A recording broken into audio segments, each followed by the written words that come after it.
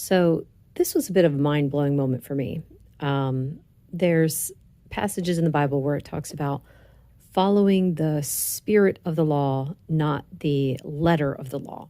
And for a long time, I didn't understand what that meant. And then one day, I finally figured it out, where it's following the letter of the law is like specifically, I'm going to come up with a really dumb example here. Okay. So the law says you have to wear your seatbelt, right? That's and every time you get in the car, you put the seatbelt on. And that's following the letter of the law. You are following it exactly.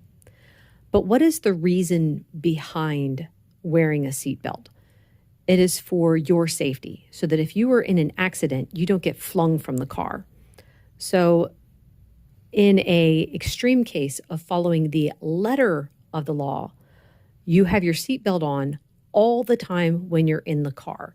Let's say that you're just sitting in the car waiting for someone who just ran in the store real quick and they're coming right back out. And you have your seatbelt on the entire time because you're following the letter of the law. Whereas if you're following the spirit of the law, you know in that moment you don't need to have your seatbelt on because you're just sitting in the parking lot waiting for the other person to come out. There's no need for the seatbelt in that moment, but you still believe that a seatbelt is necessary for safety when you're driving, right? I hope that made sense. So I think of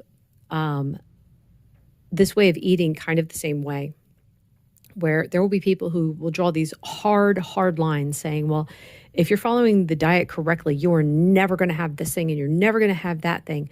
Whereas, and that would be following the letter of the law, right?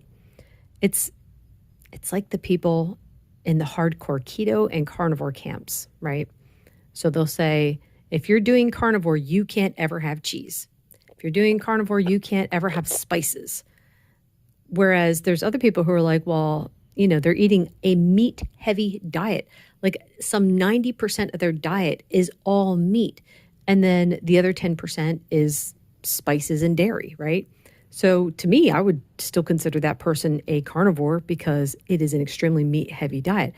They're following the spirit of the law, as in they understand that this way of eating is the best for them. But they're not following the letter of the law because it doesn't need to be that strict in order for them to have success in their health goals. Same thing with keto, whereas people are like, well, you have to eat these certain percentages. Every meal has to follow these certain percentages in order for you to be doing keto properly. Which is why I don't like to use these labels for my diet. I like to I'll just say low carb, right? Meat heavy, low carb, that's it. So that way no one can put that on me and say, well, you're doing it wrong. No, I'm doing Nellie's diet. This is the diet that works for Nellie. So I'm following the spirit of the law in that I have cut the processed foods because I know that they hurt me, right? I have cut out sugar because I know it hurts me. Most carbs are gone because they do not make me feel well. So I'm following the spirit of the law, which is do it because it feels better. Do it because it's good for your health. Anyway, I hope that made sense. Thank you so much for listening. Bye.